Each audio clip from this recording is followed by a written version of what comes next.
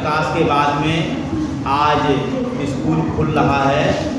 यह बालिका है शिवन्या पाठक। यह पुस्तक है नैतिक एवं आध्यात्मिक शिक्षा। अभी इसने कहा है कि गुरुजी हमसे सुनिए, तो हम अब इससे सुनने जा रहे हैं। इसने कुछ याद किया है, तो अब बताइए, प्रातः स्मरण का पाठ करने से क्या लाभ होता है?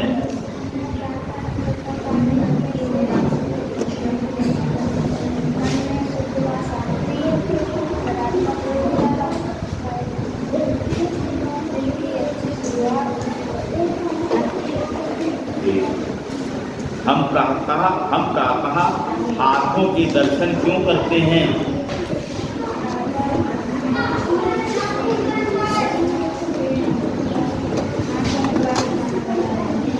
ठीक, वेरी गुड। इसी तरह से याद करो। स्टेज पे बाधाएं आती हैं आएं, घिरें प्रलय की घोर घटाएं, पावों के नीचे अंगारे, सिर पर बरसे यदि ज्वालाएं, निज हाथों में हंसते हंसते आग लगाकर जलना होगा, कदम मिलाकर चलना होगा, कदम मिलाकर चलना होगा। मेरे सहयोगियों, समय बड़ा भयंकर आने वाला है, लेकिन हम सबको मिलजुल कर नेक दिल से नेक काम करते हुए आगे बढ़ना होगा, आगे बढ़ना होगा और हर हालत में बढ़ना होगा।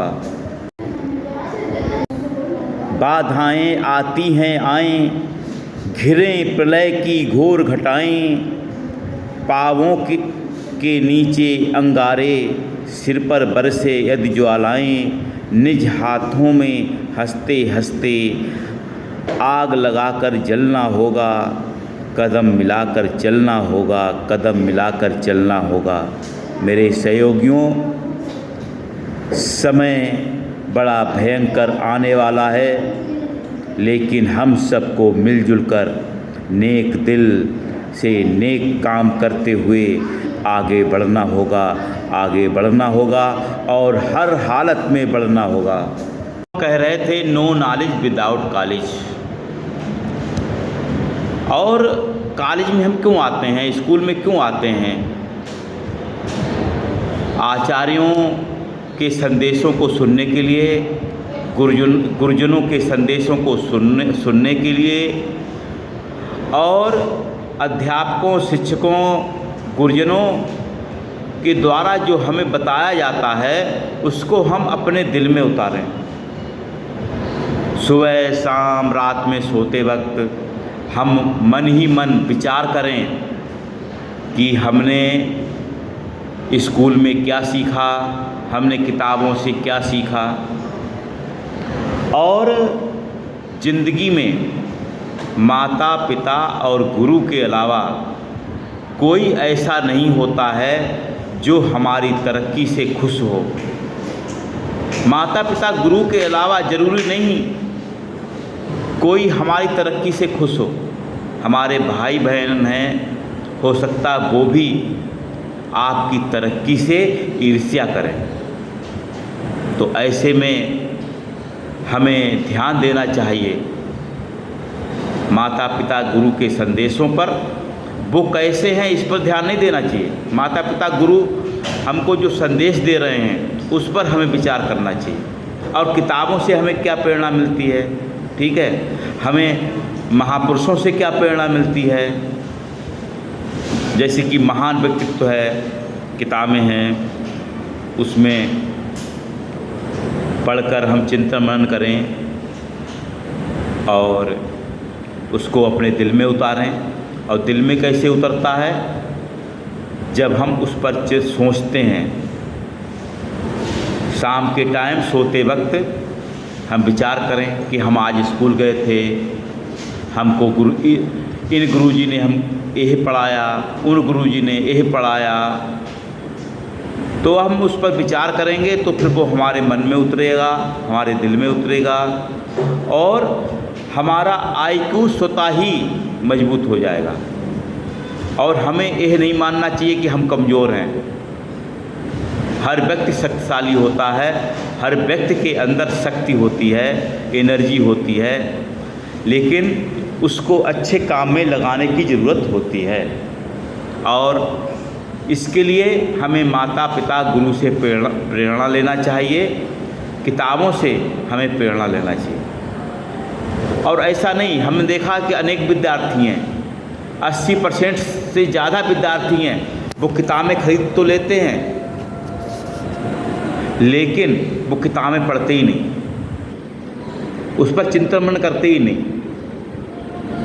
गुरुजी ने जो लिखवा दिया कापी में वही याद कर लिया, परीक्षा में गए, पेपर हल किया, नंबर आ गए, मार्कशीट बन गई, अगले क्लास में आ गए, लेकिन चिंतन मनन कुछ नहीं।